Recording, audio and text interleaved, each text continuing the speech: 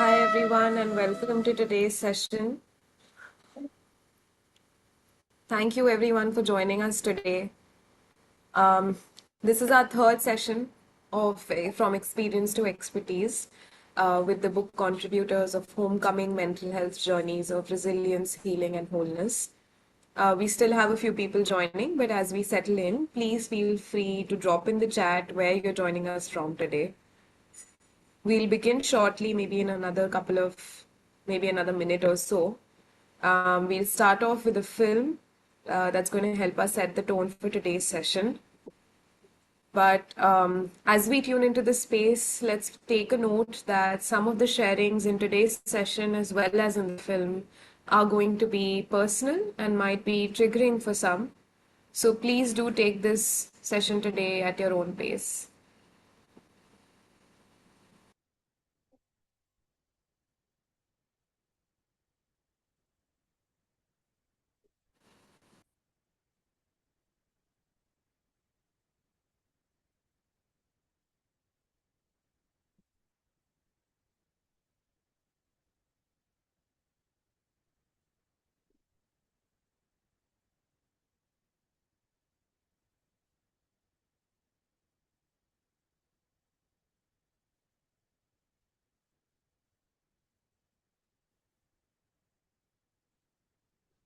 Health systems. I write about experiences of trauma, of child sexual abuse, of rape, and of being re-traumatized by mental health systems that are actually supposed to be spaces that provide safety and care. I live with complex PTSD, bipolar 1 disorder, and autism. Purpose for me has been being a part of the mental health landscape in India as an educator, as a psychotherapist, as a researcher. It took me 3 years to do my MD, but it took me another 12 years to speak about my mother's schizophrenia in public. Because the training that we get in medicine, even though I became a psychiatrist, does not include lived experience as expertise. It does not credit stories and human experience as higher than what is posed as science and what one is supposed to learn. As a young child battling to suicidal tendencies, I self-harmed 7 times, and all before the age of 16. I was sexually abused by my very own family, and like most parents in the 80s era would do, instead of taking me to see a psychiatrist or a mental health professional or a medical professional, they decided what it was done best. They signed a contract of silence. My identity as a Muslim woman, which was shaped by my upbringing in a village. I was born and raised in a village in Uttar Pradesh on the India-Nepal border. And the other relates to my identity of having lived with depression for about 12 years. And the sheer joy of being validated of my experience. Because for years, I think I shouted my lungs out, telling people how I was feeling. I was dying for someone to tell me that my feelings worthy of being accepted. When I was 14, my mother was going through untreated and undiagnosed schizophrenia. At that stage, she actually took the decision to leave home, and basically we spent the next 10 years of our lives looking for them, my mother with my younger brother, across the country. We found them twice and we lost them twice in that period of 10 years. What is happening to the children in that home? How are the spouses and siblings and other people coping with that? And that's really the invisible sort of trauma. Because people used to say in the years gone by, you need to institutionalize her. But have you ever seen what the inside of an institution is in India or abroad? They just put you into a padded room and you're told time out. When you behave, you'll be let out. Food is passed to you through a window. I mean, our children and our family members are not criminals. They need help. And as professionals, is this the best you can do? I've been living with bipolar disorder for the last 25 years. I had a first incidence of mania when I was 24, but it was not until I was 37 that I actually got an official diagnosis. So I'm just one of those millions of people who have been in the dark about their diagnosis and struggling with it, and not just me, but the people around me. And I've had some pretty bad experiences during this time of being really psychotic, having voices in my head, not being able to sleep, having to be rescued from places because I was not able to travel by myself or look after myself. And also, at the other extremes of times where I wanted to take my own life. But I'm happy to say that for the last 7 years, that hasn't happened to me. And today I really say that I'm happy, I'm thriving, and I'm bipolar. Silencing of shame has to be challenged. And that's exactly what I think this book helped me do. Through Homecoming, it was about challenging my shame, putting my story out there. I wouldn't say that I came back to that the only way I could get over it was by challenging my shame. And flipping the gaze on the fact that see how far I've come. Societal structures and systems need to change. And this is where lived experience narratives have such a powerful impact. Not just fitting us into systems, but dismantling dysfunctional systems and ensuring that we are at the center. I've been struggling with depression and anxiety since I was around 17 years old, around 10 years ago. Along the journey, we discovered ADHD, bipolar, so literally the whole psychology syllabus. I just feel really happy that we're talking about lived experience, not just from the patient's point of view, but also the people around them. And in this book, you hear me and you sense a tone of frustration towards my parents in the beginning of this journey of how they didn't get it. And I'm really happy that that's there because it shows you how much growth is possible. Because today we're all sitting in this room and IMHA exists because my parents supported me through those 10 years and now want to help other people out there too.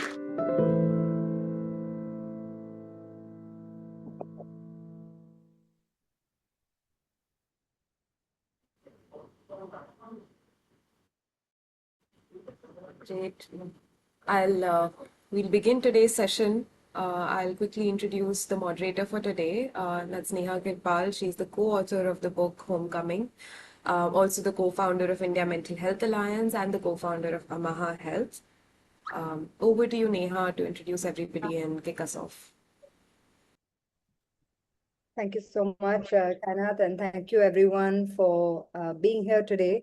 This is the third of our series that is from experience to expertise, and we're bringing together in each session different contributors from the book Homecoming who are able to really reflect back on their care journey and the mental health support that they received, the care gaps that they may have faced, and some of the sort of social scaffolding that help them navigate their journeys. The book has been an enriching experience, and the lived experience expertise is a core commitment and central focus for the India Mental Health Alliance. A lot of our programming and our outreach is in and around this key thematic, and we really believe it's central to developing care systems, care service design, and policy. So without much ado, I'd like to invite the panel for today. I wonder if we can spotlight them. We have with us Zainab Patel, trans rights activist, social entrepreneur, DUI practitioner. Sidrah Naiyer, social worker, focusing on policy implementation, and of course, Aparna Piramal Raje, author of Chemical Khichdi, speaker, facilitator, and educator. And I will request them to take us through, spend maybe 4 or 5 minutes taking us through some of their reflections. And then we will have a more interactive sort of a panel discussion. I would like to say that some of these conversations, as Kainath mentioned, can be quite heavy and personally challenging. So please support yourselves as you navigate these conversations. We welcome comments and questions as we go along. And feel free to drop them in the chat, and I will pick them up and add them to my set of questions for today. It's also a time of great turmoil. It's a challenging environment across the lived realities that we are navigating across communities, and the role of policy, the role of mental health professionals, and how we can support each other and come together. So, with that, I'd love to invite our first contributor, Zainab, over to you. And if we can spotlight Zainab, that would be great. And thank you for kicking us off today. Over to you, Zainab. Very good evening to all of you. Thank you, Neha, for providing us with this platform that continues to provide opportunity for all of us to share our lived realities, but also deepen our own understanding around issues of lived realities of people. I'm going to be speaking in about 2, 3 segments, and the first segment that I actually wanted to talk about is how identity, the way we look at it, the way we construct it, is not really binary or singular. It literally has to be negotiated on a daily basis. Um, and I'm going to start by giving a couple of examples. And please bear with me if you feel my truth or my reality is a little unsettling. But just wanted to put it out threadbare with you all because I believe that you all are a cohort of allies, people who understand the situation, would support me through it. So with that, I want to start with something very simple, but something that's really uncomfortable. There is no such thing as the standard transgender person experience because I really believe that identity is not really a checkbox. It is something that needs to be negotiated, renegotiated, literally on a day-to-day basis. From the time we wake up in the morning till the time we go to bed, uh, our lived realities forces us to renegotiate our space, whether it's in public or private. What you have in front of you today in me is a trans woman in Mumbai, the financial capital of India, someone who can speak English, has her documents in her preferred gender, name, and identity. I can also walk into a corporate office, carry a very, very different life than a trans person, perhaps in a small town or someone on the street, someone with absolutely no Aadhaar card. For those of you who are not familiar with an Aadhaar card, it's a national verification number. Um, Perhaps someone with no bank document, and definitely someone with no safety net. In me, you will find someone who has access. The others are just surviving. And yet we keep building system as if all of us start from the same place. The truth is that trans identities, just like others, is very intrinsically braided with caste, class, religion, disability, and geography. Because we really can't talk about gender without talking about who has power and also who doesn't. So I also wanted to talk about the issue of minority stress, like the way I experienced it. I was born in a Catholic family. I carry what appears to be a Muslim name, and I absolutely love Krishna. And we often tend to reduce minority stress as something only psychological. But to be really honest, this stress is manufactured and built into our system. When we see what is around us, when we walk into a government office that refuses to process our documents, or if we are in the hospital that asks us invasive questions before treatment, or whether it's in the police station where your identity becomes a spectacle, or in a job interview where your competency is secondary to your gender. And when a trans person struggles with anxiety or depression, it is not because they are fragile. It is often because we are navigating a world that constantly questions our right to exist. Um, and mental health for us is not really an individual issue, it's a structural condition. I started dealing with issues of mental health, of anxiety or depression because right from the time I could remember I was a kid, um, I was sexually abused by my cousins and my uncle. So I was suicidal at a very young age. By the time I was 14, I was I experimented with different types of self-harm. At 14, on Christmas Eve, I consumed poison because I just couldn't bear the abuse anymore, both in the house, outside of it. And most of it triggered from the sense that there was generally apathy or people choosing not to action upon it.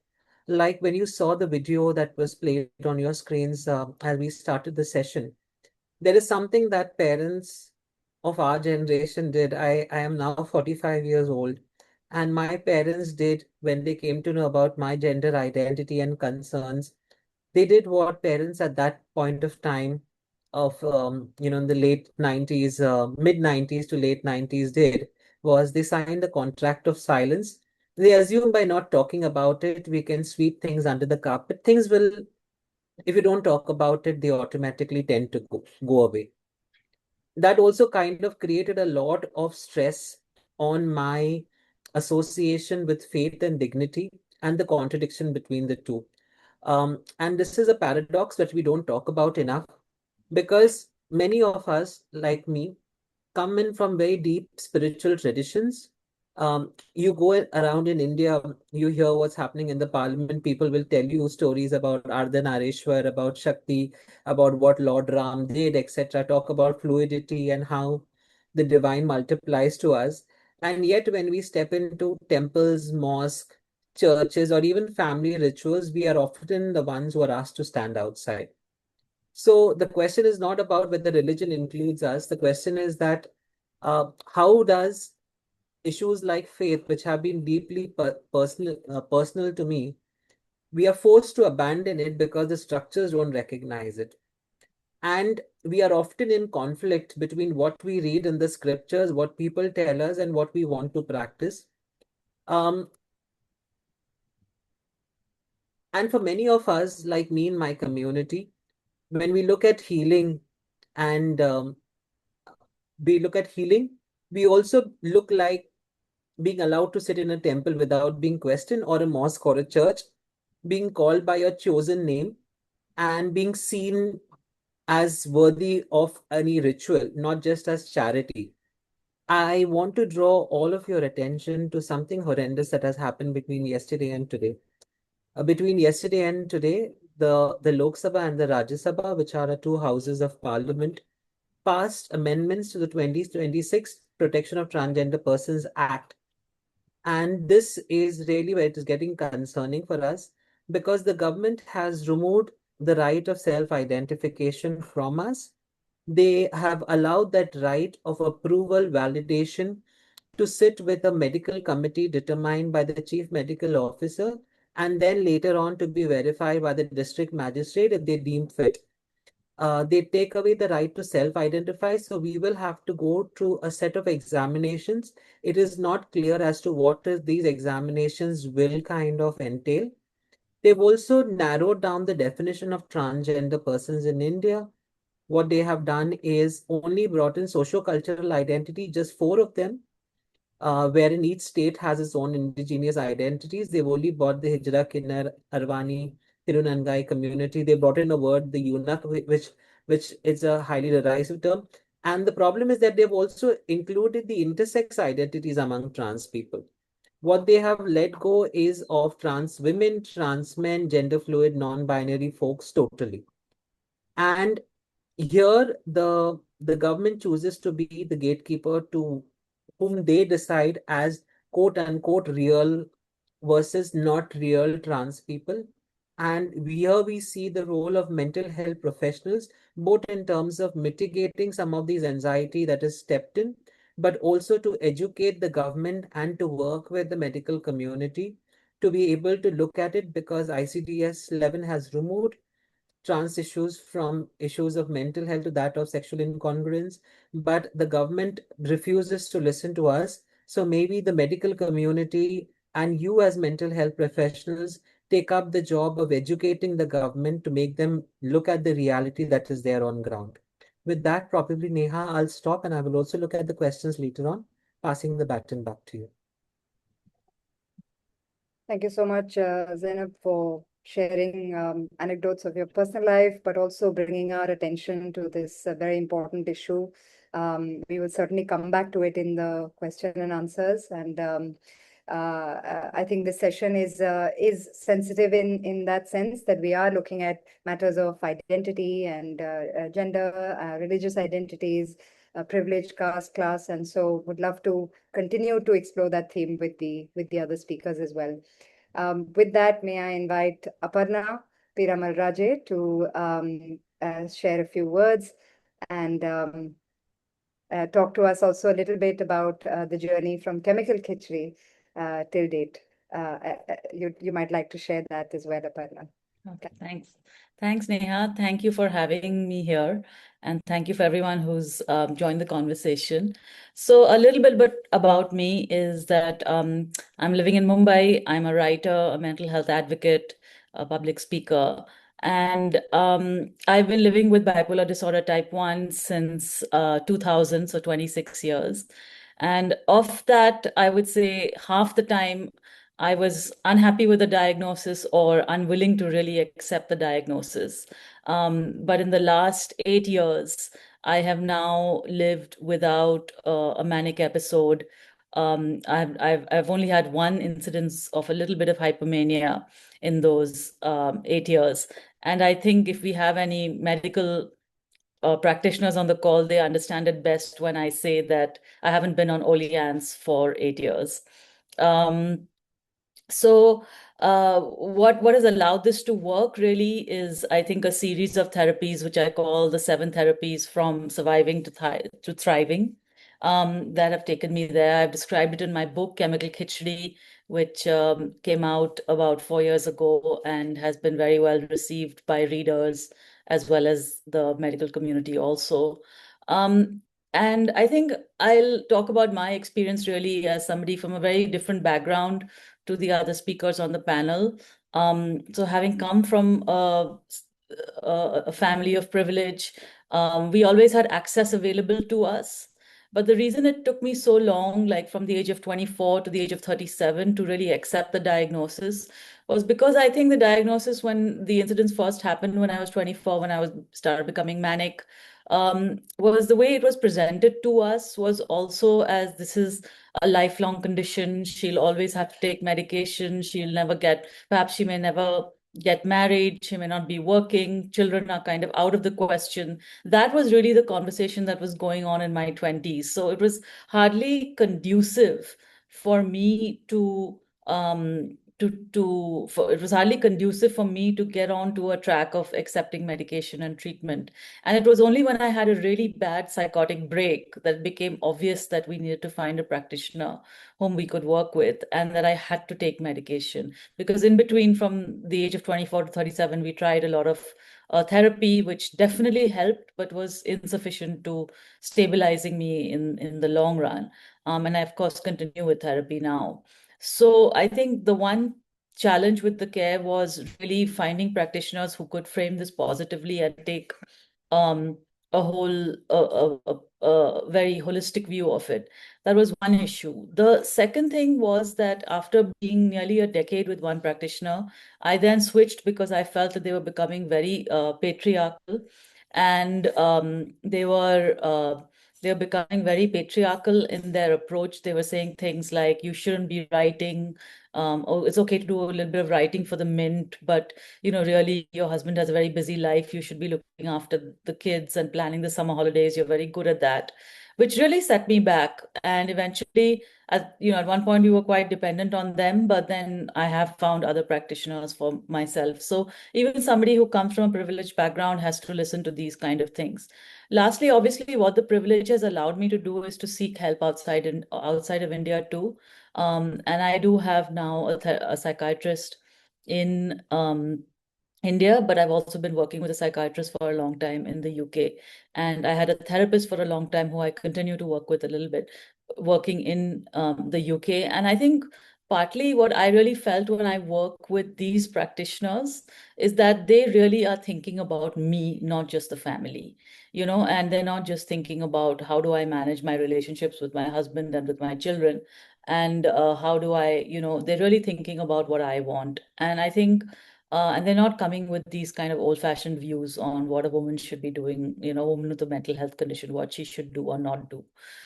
So I have found that to be very interesting, which is not to say that there isn't good therapy available here. Of course there is, but this is one of the things that I've been able to access, which I have really found helpful. So I'll pause there, and then we can come back to more questions later on. Thank you, Aparna. Thanks for sharing some of your experiences, and certainly, I mean, the role of the family, the supportive role, but also how the practitioners interact with family members and with the person living with mental health conditions is really important to reflect on. We'll come back to this in our question time.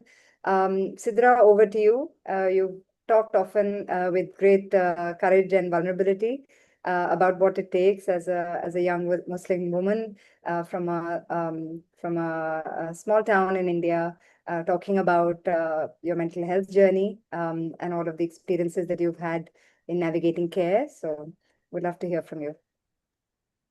Thank you so much, Neha. Assalamu alaikum, everyone. Hello and good evening. Thanks for this opportunity. I'd present a small contrast with what Aparna has shared and some similarities with what Zainab has shared. Because, and I've talked about this often, that I'm from a small town in North India. I live on the India-Nepal border, and my family has been here. I've been born and raised here. I was trained to be a psychologist, but I had to quit because I didn't feel comfortable and equipped enough to tell other people or to help other people when I was unable to help myself. Couple of things that were going on, that still go on, is when this book was being written and we were contributing to it, I told my mother that these are the people, these are the women who I'll be sharing the book with. And all these names came up, and my mother was so shocked that people who have privilege, and Aparna talked about it, can also face issues with mental health. Because for her, and even for me, for the longest time, I kind of didn't think that was possible. But mental illness is a great equalizer, so it can actually affect any, regardless of the privilege or the place they're coming from. The other thing that I would like to talk about is how religious identity can sometimes, depending upon how you take it and how other people in your society and community take it, can be helpful or unhelpful. Because when I had recently started sharing about my mental illness, not with a lot of people, but in general conversations with people, how mental illness might present in anyone and everyone, and I was met with snarky comments like people who pray enough or are religious enough or are close to God don't really cannot get any mental illness, because if you pray enough, if you're religious enough, then there's no way. And if you're not religious enough, so this could be a punishment that you are handed to by God, because that's the sin that you've committed, and this is your punishment for committing those sins. I was training to be a psychologist at TIS Mumbai when the symptoms of depression started to show, and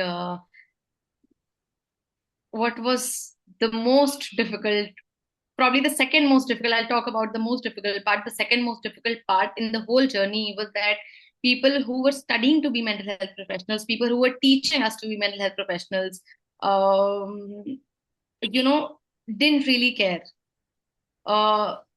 What seemed to me is I shared this with a lot of people, but the only thing I heard was, you must keep going, you must continue this course, you must get this degree.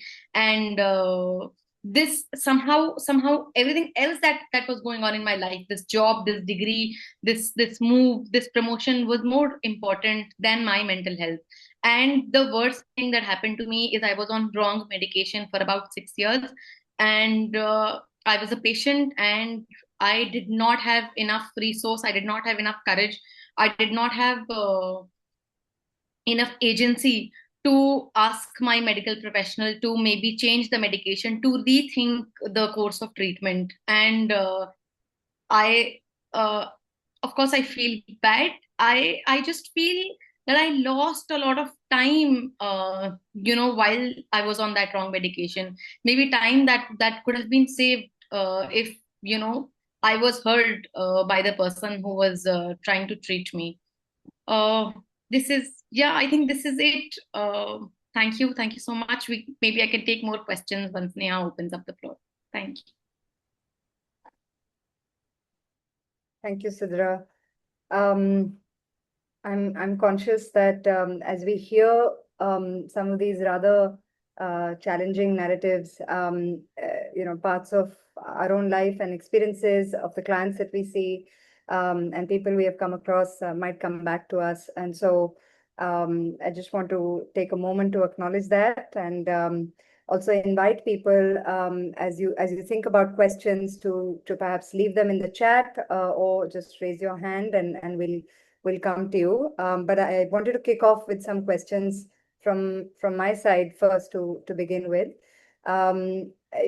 We've talked a little bit about minority stress. Zainab, you mentioned that in your opening as someone who's works across policy and communities. How does minority stress show up in everyday context? And what is the impact that you think it has on our mental health? And Sidra, you might like to build on that as well.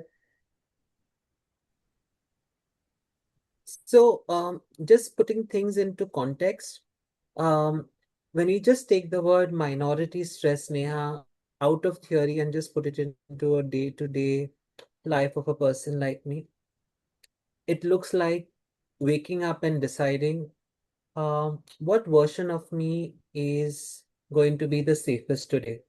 And I say this with even more problematic situation that has unfolded with Rajya Sabha passing the bill.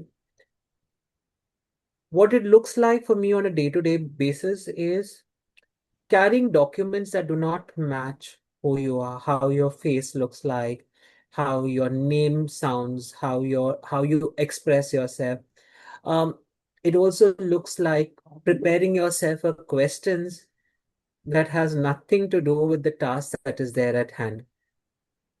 It looks like when you enter a room and you're scanning there, people are scanning you, and the questions that come to your mind is, am I safe here or am I being assessed? And what is really problematic and the most exhausting part of this entire discussion around minority stress is that not knowing where one issue will turn into something bigger, where you simply go to, say, a bank or an ATM to withdraw money or to encash a check or something like that. You do not know whether that bank visit will become a humiliating event, or a hospital visit can actually become an interrogation or an invasion of your privacy or an invasion of your bodily autonomy. And sadly, where a job interview actually becomes a moral judgment on you. So there are so many times where anticipating all of these things itself becomes um, anxiety. Anxiety starts turning into fatigue, and then fatigue becomes what some people around in the mental health space call as mental health issues. And for me, the way I look at it is not really a sign of internal weakness. It's the way I would say what a rational response from a person like me would be to an unpredictable system.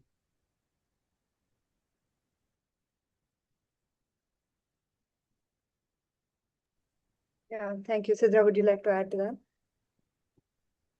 Yeah, I mean, not to add to that, but just wanted to share how, of course, nothing compared to what Zainab has said, but just when you live with a certain mental illness, I think the cost of disclosure and how it kind of manifests is, if, say, for example, I I have a job, and if should I or should I not share how I feel and what I have been diagnosed with, what I live with. Because there might be days when I might not be able to function at the level that I'm supposed to, and so the cost of having a job and maybe on some days not being able to function versus not having a job, it's just it's a lose-lose situation. And when you do plan to share, will it be met with acceptance, or will it be met with maybe quite judgment about your capacity and ability to work? Yeah. Yeah, this is a key area that you brought up, and I can see that there are questions also about the disclosures that might be needed for mental illness, and are there practical ways of managing that? I wonder, Aparna, you've spoken over the last 2 years since Chemical Khichdi with so many corporates, so many organizations looking at workplace mental health as well. And I wonder, with that lens, if you want to come in and talk a little bit about where is that compass of acceptability when it comes to disclosing your mental health challenges and also feeling safe, and equally, what is the role and responsibility of the employers in making sure that they are creating an environment where people have enough safety to have that disclosure? Thanks, Neha.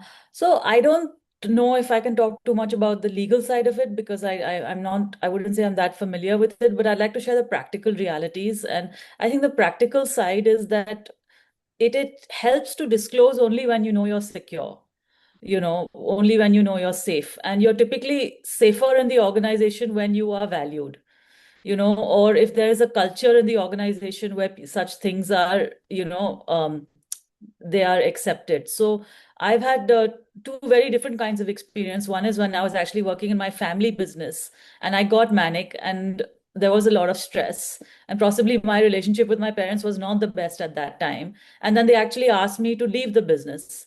And I have never since really then gone back to the family business, and something that was a big part of my identity, which was we came from a business family that used to own VIP luggage and companies like that.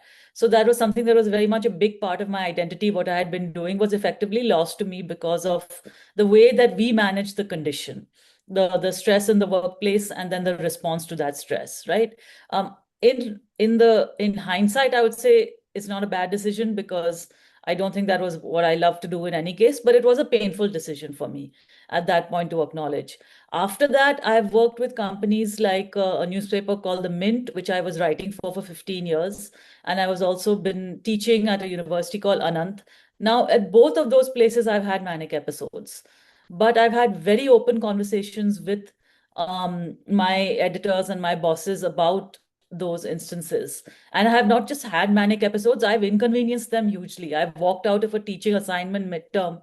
I've, had committed to huge CDs which were pushed right to the deadline before publication. So there have been costs to these organizations of having somebody like me over there. But the reason they have done that is because they've accommodated me in the end and found the right fit for me within those organizations, is because they feel I'm a valuable asset to the organization, right? So, and they said that very clearly, that if they didn't think that I was valuable to them, then they would not have felt legally obliged in any case to take care of me as somebody who was a freelancer and effectively like a consultant with the organization, right? Or visiting faculty, not a full-time employee. So I think that in practical reality, it's about feeling safe. It's about feeling valued. It's about feeling that the organization wants to find the right fit that will work for the organization. So I was pulled off the news, anything related to news, and pulled more into features where I had more time. And generally also having a culture, that's the most important thing, where people have some understanding of how this works and they're prepared to accommodate it. So those would be my suggestions. Yeah, thank you for that. And also, I mean, you've talked a little bit about the family business, position of privilege in that sense, and tremendous influence. It's also a Marwari family, perhaps with a certain sort of social conditioning, and yet would love to understand what kind of support or the lack of was your experience from the family and the extended family and networks when it came to your journey of sort of navigating mental health. Was the discovery and getting the initial help quite hard to find an acceptance around within the family? And in general, would you say, what are the things that you say, you talked a little bit about how your privilege has helped, but maybe you want to also share some cases where you feel it has hampered your journey of mental health care? Yeah, so I think that we were lucky because we had a doctor in the family who could at least introduce us to psychiatrists. She found our first therapist for us as a family who was very helpful.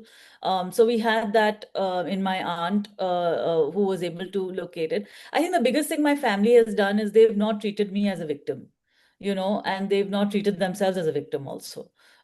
So they have just said that this is something that we are going to live with and we're going to manage. And to that, I really attribute my husband, Amit, my sister, Radhika, whom Neha knows very well, and also my mother and even my in-laws. So I think I've lucked out hugely with my family because I always say that mental health is a team sport and it's not something that can be, it's not something that can be resolved on its own.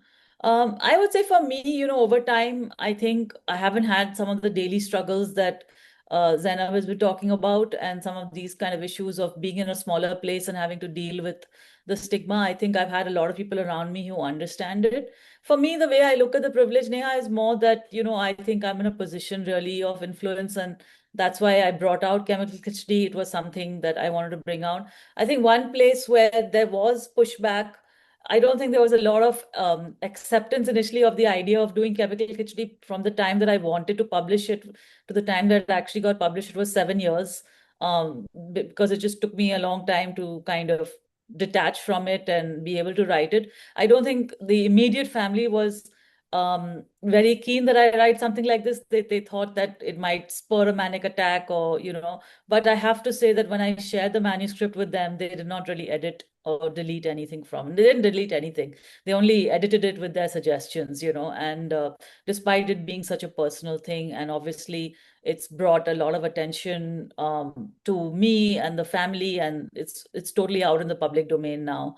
And especially my children, I mean, I think they've also had to deal with it. I don't think it's easiest being a teenager when your mother writes about, issues relating to madness and being psychotic and things like that. And so I think that's where there was a little bit of pushback, but I think that overall, I have to say I'm pretty lucky on this front.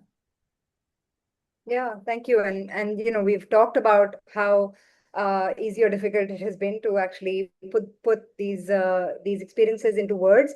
But these are journeys that the whole family makes, and would love to hear from actually all the panelists. Because I know many of you have shared how many conversations the book and the process of writing our stories has, how many conversations it's opened up within our families.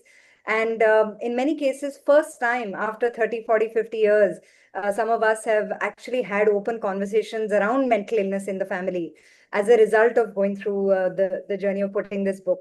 What does it take for caregivers to come along this journey? What has been your experiences? Sidra, maybe you want to kick us off and share, the ability to actually put your name to the story has also been a journey for you. So would love for you to kick us off.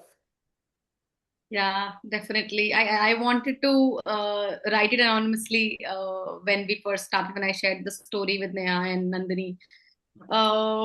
And over the course of the next year, I think I came around many conversations with my mother, with my sister, and my parents, of course, live in this small town. I'm not sure if people would actually read a book about mental health in my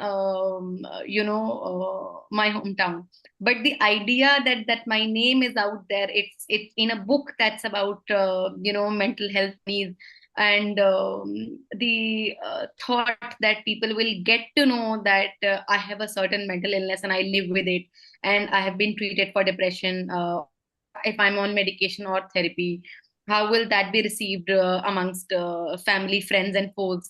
I think that was a source of major anxiety. But I realized, I think important people knew what I was going through, and I mean, not so important people can think whatever they want to think, because they're going to think what they want to think either way. Uh, my silence has got nothing to do with it. My anonymity has got nothing to do with it.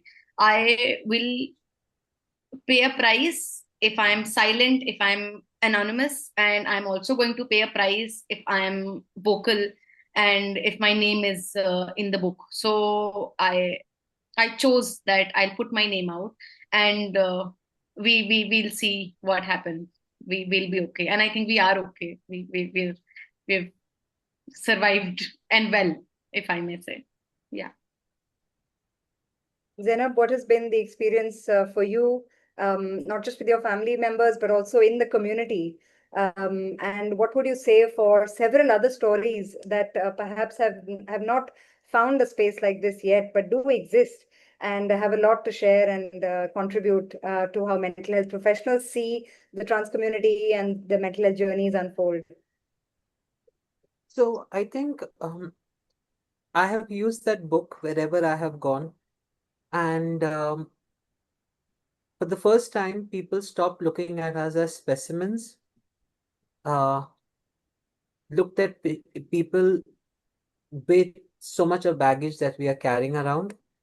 I have mentioned in my book, how in the book chapter, how we as trans people have seen so much of death around us, death in the form of homicide, suicide, and our coping mechanisms don't permit us the luxury of grieving. And I'm saying this with total command over my language, that we don't have the luxury to grieve people who we have lost. And the fact that I talked about suicide, suicidal ideation, anxiety at a very, very young age, I think there are a lot of people around me in my community and otherwise who think that suicidal ideation, anxiety, depression, and disconnected with issues faced by younger people, especially those who come from gender non-conforming backgrounds, and the minority stress that they carry, and to couple it also with the fact that these are also victims of sexual abuse, that got a lot of more appreciation. The fact that we live within so many layers. And I remember having a conversation with you when we first started talking about it. It's like the stigma onion. When you're peeling the onion, you do not know what is the peel that's going to come out. Is it that of a trans person? Is it that of a person with a minority name?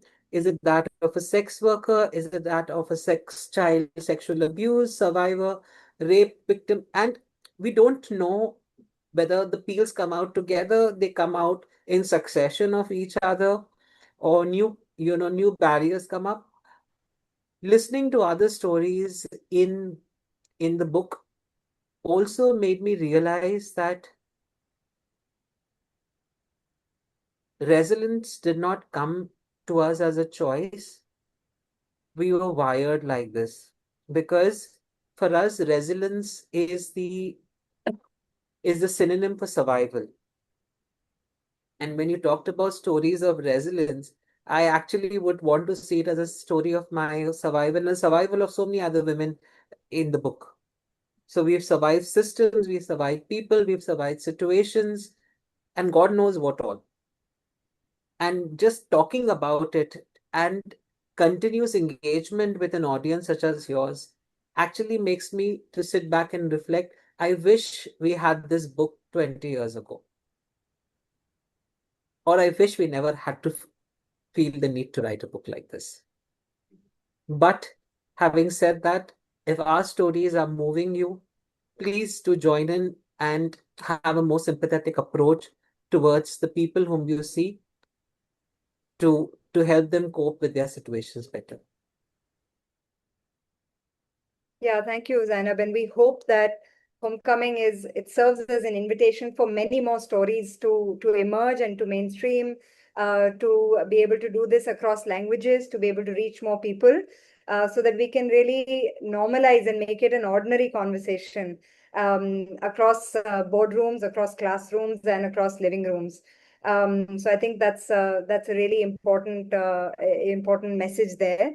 Um, I think the one question I'm sort of dying to ask all three of you before we open it up also for others is, we've talked about many gaps in our experiences, whether it's quality gaps or care gaps or challenges that we have had in the book and also a little bit now here. But of everything that we have experienced, could you call out perhaps the one thing that, if, I mean, for a room full of mental health professionals here, and we've had now 3 series. We've had these 3 sessions and we'll continue them.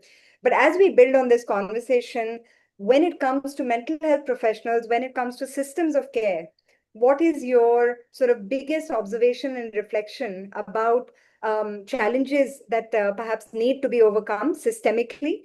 And also, what is the biggest sort of thing that you found most supportive? Was it, for example, a grief circle? Was it a family member who was there for you? Was it a particular mental health professional or a certain approach? So would love to understand just a little bit more to your personal experience. What has really worked as a pivotal sort of contributor in your journey of sort of navigating mental health challenges? And what have been the biggest observations that you want to call out as a nudge for mental health professionals, but also care systems to look at addressing? Aparna, do you want to start off and then we can go around the room? Yeah, thanks. I think just to your point also about normalizing, I think I've really felt that with Khichdi coming out, that conversation, at least in my family, has become quite normal. Like, in terms of it's both at boys, teenage boys, they're able to express their emotions when they're unhappy with things. We talk about counseling, or oh, he needs counseling or he needs therapy, or, we can make jokes like that. But I think there was I'll just share one tiny story. We were on a subway abroad somewhere, and there was a sign on one of the chairs saying, "Not all disabilities are visible." And so my 11-year-old at that time, and he turned around, he said, "Maybe you can take that chair if you want to." So, the point is there's a lot of normalization that can happen, even though I don't think of what I have as a disability, but, he was getting to that. He was saying that genuinely. In terms of care, the thing is, Neha, what I've really discovered, and I think that's really the heart of why I wrote Khichdi, was that care was definitely not isolated to the mental health system. And just if anybody thinks that they can just get better by taking a medication and treating this in the same way that they treat a physical health issue, that's the biggest care gap, right? That to think that you can do that you can just go to a doctor, pop a pill, and everything will be solved. So I think that for me, I talked about like 3 types of therapies as being critical to surviving, which is the medical side, which is the talk therapy, as well as the mental health, as well as the drug therapy, the role of the family or the caregivers, and finally lifestyle, and and talking about how important that is. And that just took me from, I would say, surviving to kind of managing. And then to actually thriving, I needed to look at the workplace. I needed to look at the role of my friends. I needed to look at spirituality in my life. Zainab talked a lot about that also. And I needed to look at my own self-reflection. And the biggest thing that I've done is the amount of journaling that I've done over the last decade. So what I'm really trying to say is that for my plea to mental health professionals is that to think of care being more holistic, and to be able to talk to patients about that, and to also just ask patients questions and show more empathy to them rather than just prescribing medications. So whenever I've done any sessions with psychiatrists, they like, at least Aparna, you make me aware that I should ask more questions, and not have these purely transactional conversations around purely the medication that you're taking. So that's my biggest question on mental health in general, is that for people who don't have so much access, as it is, they're struggling to get to a doctor, they're struggling to get to a therapist, then to put everything else aligned in their life, correct, their workplace, their family, their friends, their lifestyle, all these pieces together is a big challenge, and I don't know where and how the mental health community can help with that. That's why I think it's very, very important that books like Homecoming and Khichdi are read by mental health professionals, so they can understand that care is all rounded, and that just by doing, just by being one piece of it, then, because some of them don't even talk to each other, psychiatrists and therapists may not even talk to each other, right? So I don't think that responsibility should be just with the patient of integrating the care throughout, and that would be my biggest suggestion from a systemic point of view.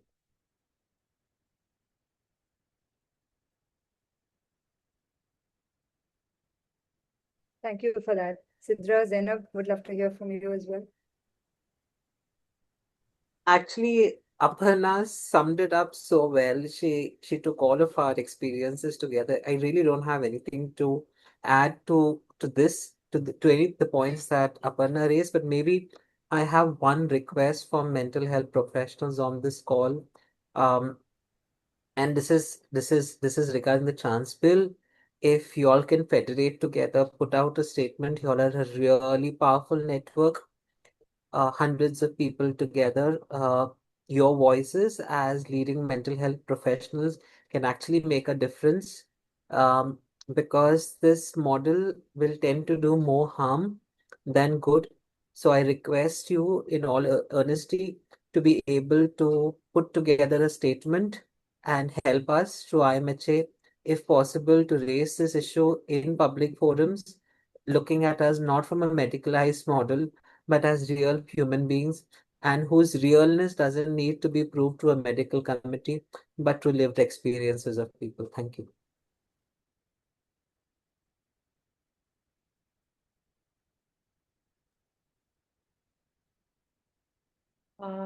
Thank you, Zainab. I don't know if I should continue after this, but I just want to take back to what Aparna was saying, because it just I have talked about it earlier also, and this is the best platform to talk about it. Is that my family took some time to understand. I took some time to understand what I was going through, and I had no idea. I was very young, and I was unaware.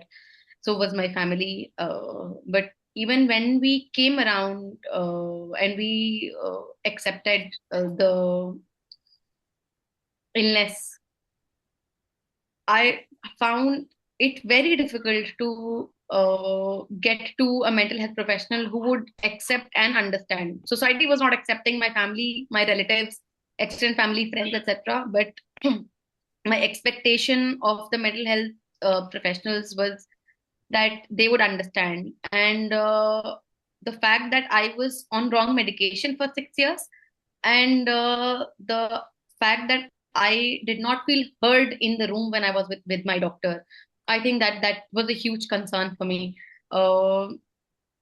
When I did meet the right professional, it felt like a eureka movement.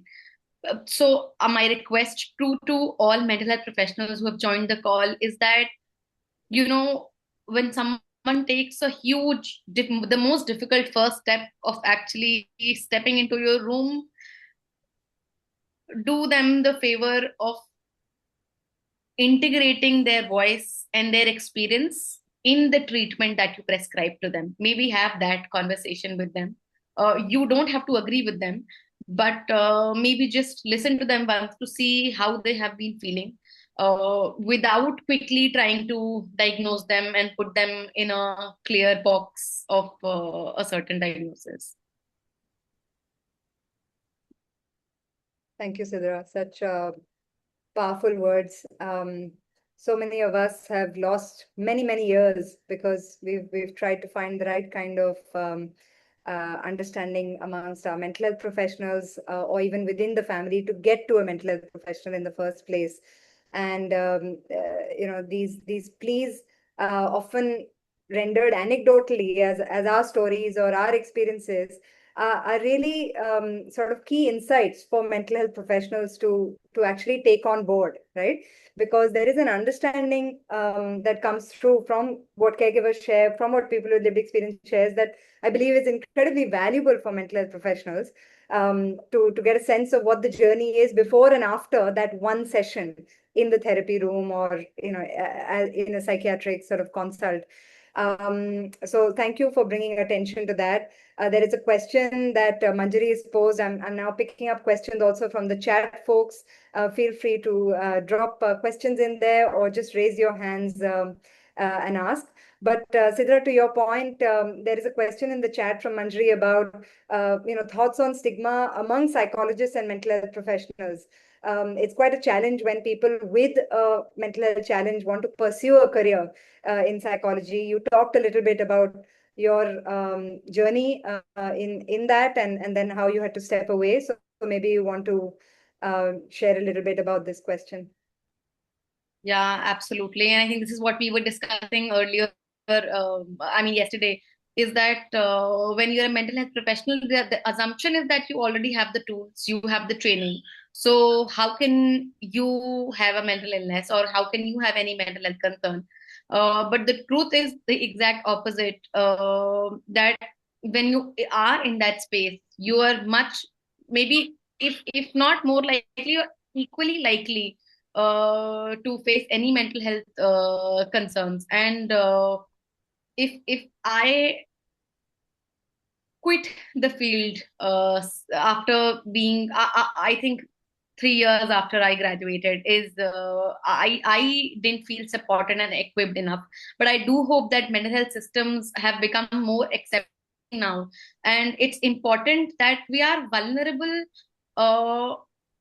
not just to ourselves, but also to the community we belong to. Because the more people share about it, and I'm not saying it lightly, I'm saying it very seriously, that the more people share about it in a group of mental health professionals, we'll only feel safe and comfortable talking about our concerns when there are enough people talking about it. If I feel that I'm the only one who's going through this, it's not going to help. And uh, people who have mental health concerns should not uh, pursue a career in psychology. Then I don't think anyone can pursue a career in psychology, because one way or the other, it's a spectrum, and we all fall in that spectrum somewhere or the other. Yeah, thank you for that, Sidra. In fact, I mean, one of the things I'm a big believer that everyone is just waiting for the permission, the safety, the validation to have these conversations. And so the question really is, who's going to go first? Because we know both from a statistic perspective as well as from our relationships in our communities that it is in every home that these challenges are faced at some level of severity or the other. So whether you're a mental health professional or a doctor or an entrepreneur or an investor, we can be rest assured that it is in every home. So, we know that there are, we often come across these things on YouTube, or there are some books that have been written by individuals who are talking about their lived experience. But it takes a certain real deep understanding of one's experience and building a perspective around it that creates a recognition of that as expertise, right? And I think before anyone else views it as expertise, these insights, these learnings, this sort of knowledge that we have intuitively gathered, we have to regard it as expertise that can actually contribute to somebody else's care journey becoming better, to contribute towards health systems improving or policies being designed in a certain way. So, Aparna, would love to sort of ask you, what did it feel like to be one of the first to actually sort of in first person really own your story publicly, coming from a very visible family in Mumbai, but really, why did you choose what you did, which is to own in first person narrative a lived experience story that is dealing with a rather stigmatized mental health condition? And back then there weren't that many people. Homecoming has still been a bit of a tribe and an effort as a collective. and we'll keep building on that. But would love to hear from you of the early days of Chemical Khichdi.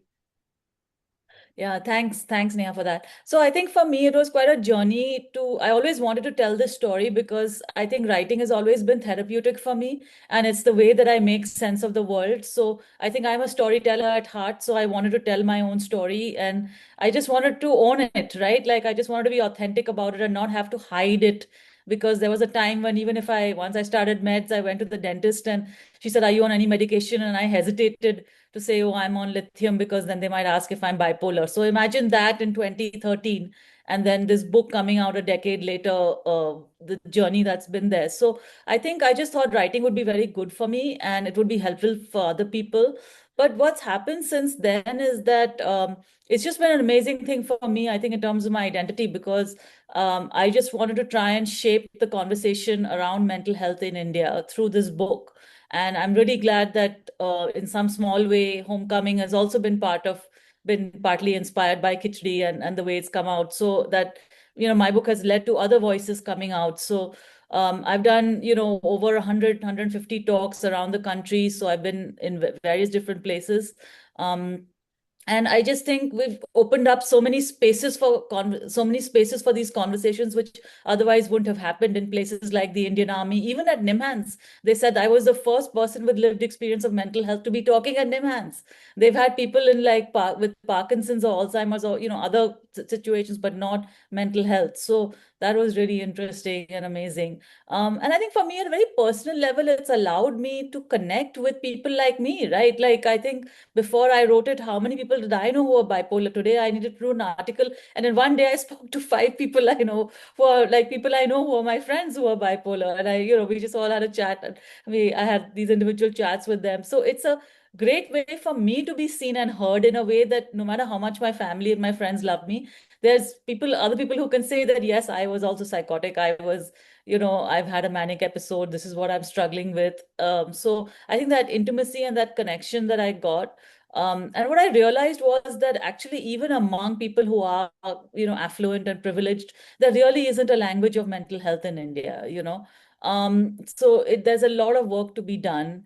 And maybe what I've done is a drop in the ocean, but hopefully for the people who I am speaking to and the audiences that I've reached out to, whether it's in person or in social media or in any other forum, that has made a difference. And I keep getting letters from people who've read Chemical Khichdi and for whom it matters.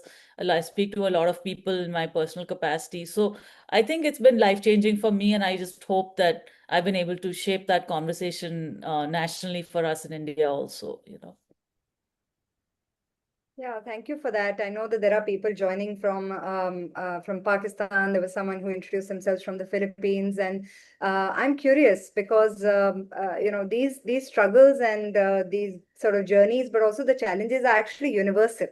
And equally, mental health professionals face a lot of challenges as well. So, I mean, some of the expectations that we have, I have realized over the last 5 years of actually building mental health services and working with the community of professionals that as a young person growing up with mental health challenges in my family, I've really overestimated what I thought professionals ought to know in any case, and it's been a surprise that how some of these things that we just assume that are known to mental health professionals perhaps are not.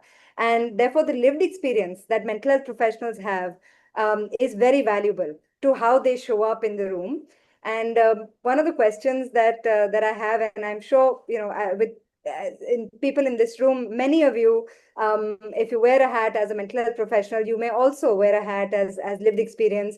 There will be many people here who are carers, maybe to elderly or children with mental health challenges. People here who've had either first person challenges with mental health conditions or have seen it in your families. And so we understand intuitively what it takes to navigate that. So I think bringing your whole self into that room, that therapeutic room, or the service really helps clients and their families sort of be at ease. That's certainly been our experience. I wonder if anyone here would like to raise a question or share a comment. Zainab, unfortunately, has had to drop out to go and participate in a conference right now because there was the mention of the bill being passed, and it's actually really unfortunate as a development, and it does need immediate attention. It does raise the question of safety and what might happen now to minority communities, especially to the trans community that is currently dealing with this challenge. So I'll take a quick pause there and see if anyone who is attending wants to chime in with any comments and questions. And of course, we'll keep the conversation going. Yeah. So just one more thing, if I can say, Neha, I think nothing normalizes the conversation on mental health like people with lived experience, right? Because otherwise it's just a very abstract concept that maybe, clinicians are talking about. But when people with lived experience talk about the day-to-day realities, the role of the family, what families can do, the challenges of the family, and they talk about individuals living with these things, then people can relate, because everybody has a story, and somewhere at some level all of us have some connection to mental health, whether we acknowledge it or not.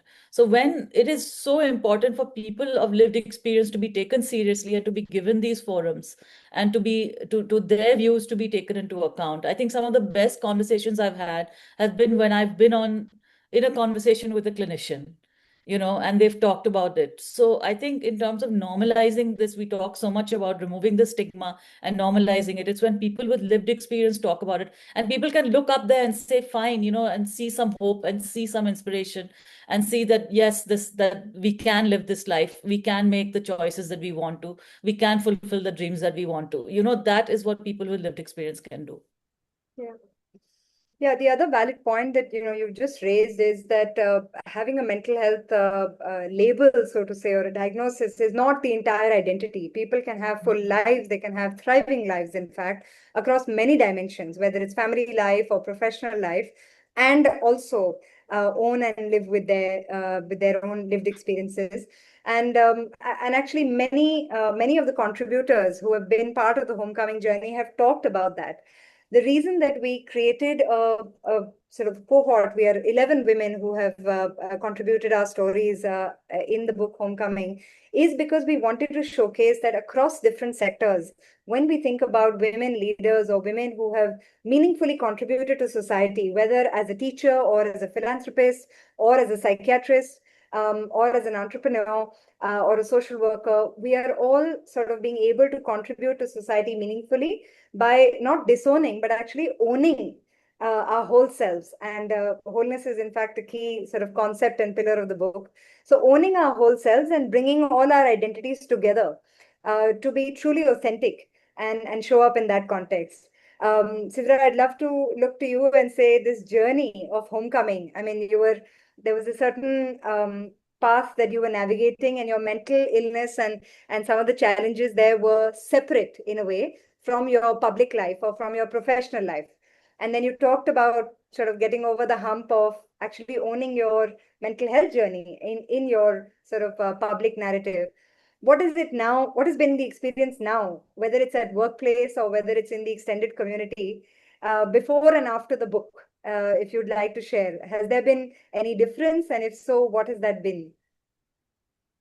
To be honest, I was hesitant, and you know that I really was hesitant.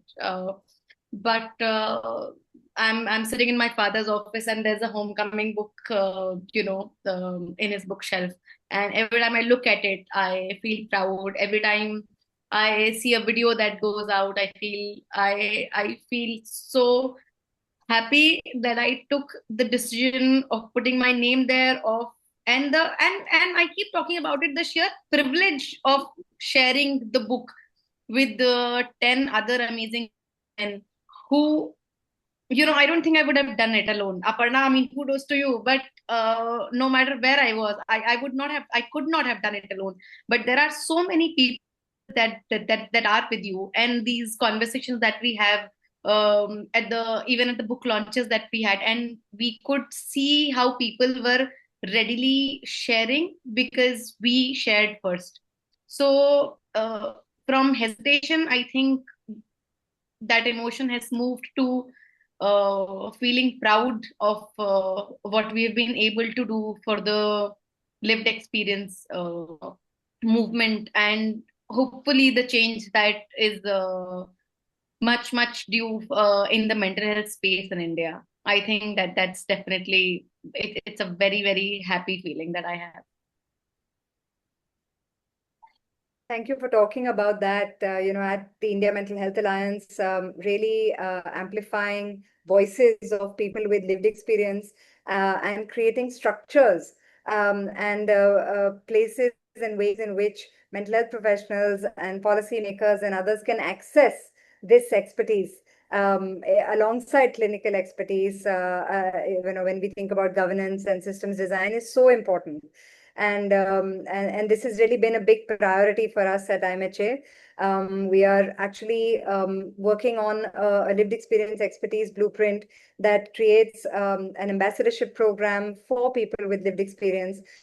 Because oftentimes mental health professionals have come up and said, we don't know where to access caregiver insights, or people living with mental illness. If we want to talk to them, we don't know how to safely do that without either triggering a family member or triggering them, or maybe people are in the thick of dealing with their mental health crisis at the time, and so perhaps that's not the time.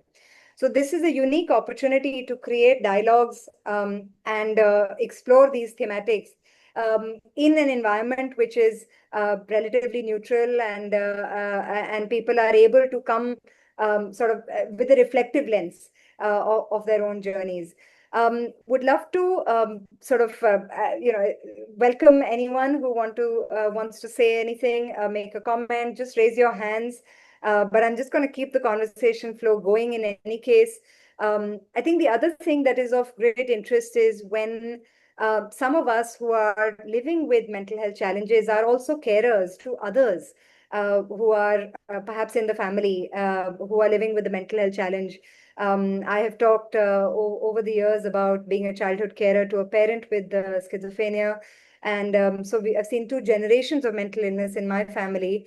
But Aparna, looking to you, I know that you care for a loved one with dementia, and I wonder how do you balance and navigate the journey of being a carer as well as looking after your own needs, living with the mental illness, along with everything else that motherhood entails and so on.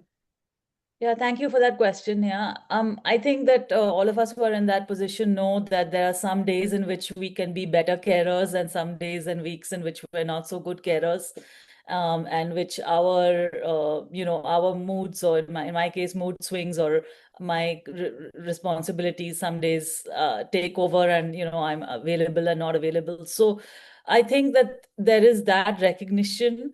And in my case, because there is that recognition, I have built up a palliative system of care so that she is still getting the care on a sort of normalized basis, and regardless of me. So obviously, she needs to see me a certain number of times in a week, and I will endeavor to make that happen. But weeks in which it cannot happen, or weeks in which I'm not able to give her that kind of care, that there are other people who can hold the fort.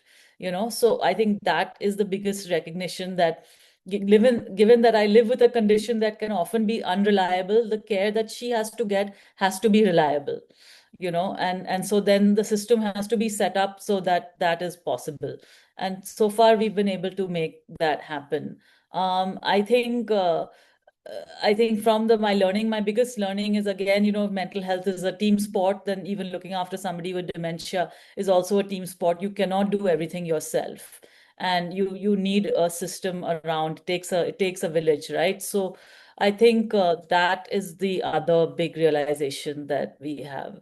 But I also think that because of the understanding I have of the mind, I think of the mind differently, right? That as my loved one is changing, their personality is changing, and there's more acceptance of that, and just the willingness to go with the flow.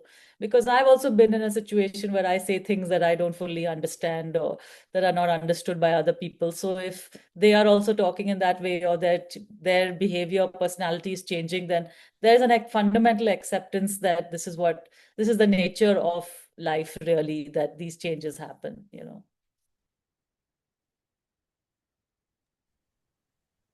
Yeah, thank you for that. And there's been a lot of talk in the recent times, also with the government, around looking at the burden that carers go through, the invisible burden often that carers go through, what it takes. It takes an economic toll on many families to manage sort of multiple responsibilities. And so there's been the birth of, and we've seen at the India Mental Health Alliance several carer groups and lived experience groups coming together. We have many members in the alliance who are actually sort of cohorts of people who are navigating mental illness or are caring for others. And it's like a 24/7 helpline. You know, people are constantly supporting each other. And so we see this extended support system beyond the immediate family, for resources, for tools, for guidance. Which psychiatrist should I see, or who's going to understand my family patterns, or, I want to have a certain kind of experience in my mental health therapeutic journey. Who do I go to? All of these questions that communities of care can support each other with. I think are quite important. There's a couple of comments here. What measures can be taken to ensure financial freedom and job opportunities for people with mental health problems? Sidra, would you like to perhaps take that? Yeah, I read the comment, and I think I'd like to go back to what I've already shared, but I'll just reiterate is that really depends on the kind of concerns you really have. But if there's stable treatment, stable support that one can afford, I think you can have relatively, I mean, whatever normal is, quote normal, unquote professional journeys. You really don't have to, it doesn't have to be the only identity that you have. It can be a part of it, but if it's managed well, if there's enough support from family, from caregivers, from the community, and from your mental health professional, I think there's really the sky is the limit. The only measure that I can, maybe now talk about is what I have started doing of late is I have started becoming more honest in my conversations at my workplace, because I do know the cost of not speaking up. So I choose to tell them and I choose to disclose. I can't assure that it's always taken in the right spirit or it will always be met with understanding. But that way, at least I'll be honest with myself, so that I'm not sacrificing parts of me, or I'm not sacrificing my experiences just for the sake of that particular job or profession. Yeah, thank you. Aparna, you want to add to that? Yeah, I just think that, one has to be very practical about the fit between the job and what your capabilities are. So, for example, that, I was in a job where I had a lot of deadlines, which were giving me anxiety or that I was stressing about, is not the right job for me, right? Something that was flexible is the best job for me. That was the conclusion that I came to. Managing large teams was probably not something that was suited for me. Working on my own was something that was suited for me, not just because of my mental health, but I think the mental health exacerbates whatever your weaknesses and strengths are. So you need to lean in more to your strengths and to see where there is a fit with the kind of job that you're looking for, and then see then you're more likely to find a place that can accommodate you. Because if you have all of us have certain strengths and weaknesses, and when there are jobs that that are focusing on bringing out the weaknesses, then a mental health condition is going to make that worse. So that's the key thing to keep in mind. And I would agree with Sidra that really it's only part of the identity and there's much more that you can do. But I think finding the right fit is the most important thing. Yeah. Thank you for that. I'm conscious we're almost on time, but such key topics that have been addressed, and those who are attending who have shared that they are perhaps suffering from some mental health issues and would like to stay in touch. We can share a link and a QR code. Folks can be in touch with AMAHA, which is an adult mental health service organization, but also at the India Mental Health Alliance, we have a lot of resources that we can share. Rachita has shared any thoughts on the stark contrast that exists within this field and how that contrast only becomes more prominent for me now that I'm myself in this field. I'm connected with people like you. How even for well-educated and well-off people, it becomes draining to find the right fit. Any last comments from you folks?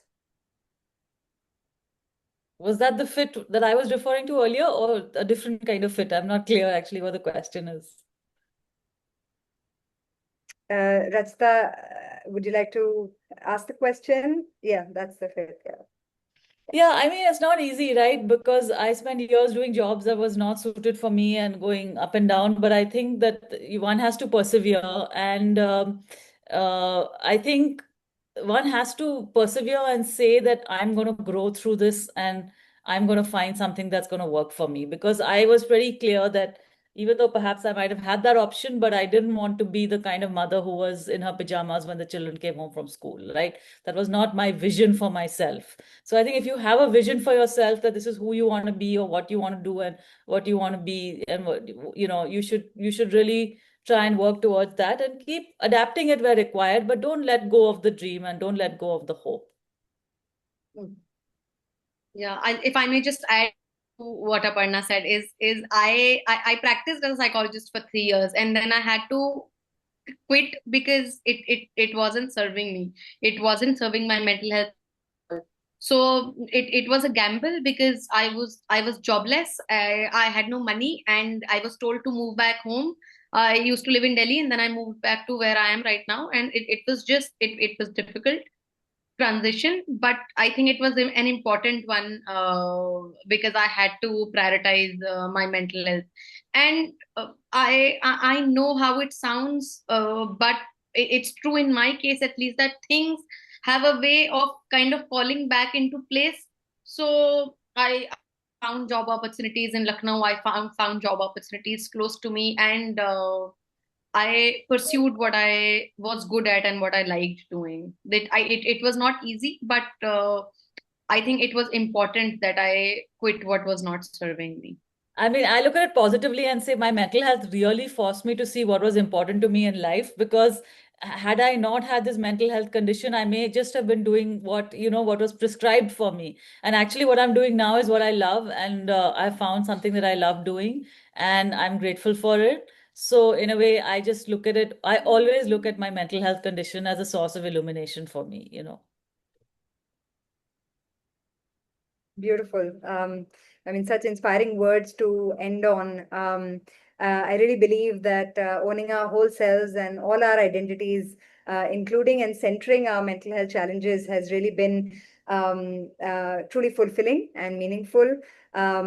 We've talked a lot in this session about the ideas of our identities, the different lived realities that we go through. There was a specific focus on the trans community and what the experience of navigating mental health journeys has been like there. We have shared some resources here for your information. There is some details that Kainath has put in the chat, including a petition that mental health professionals can look to sign. This is a statement by the Mariwala Health Initiative. There is also a lot of great work done by Athi on this topic, and you might like to look it up. But really, this idea of creating communities of care, but primarily also communities of safety, safety and support for individuals, regardless of their community, regardless of their gender identities, and regardless of where they're at on their mental health journeys, is so important. And this collaborative role that we can play as lived experience experts, carers, but also as mental health professionals to build that safety net is really important for so many people who are out there and suffering. So thank you all for being part of this session, and we hope to continue building on this as a series, and would love to hear from you over time. Feel free to write to IMHA with your thoughts and comments, or drop it in the chat. And really appreciate Zainab, Aparna, and Sidra for all the time and effort and the open conversation, all heart, that you have brought to today's forum.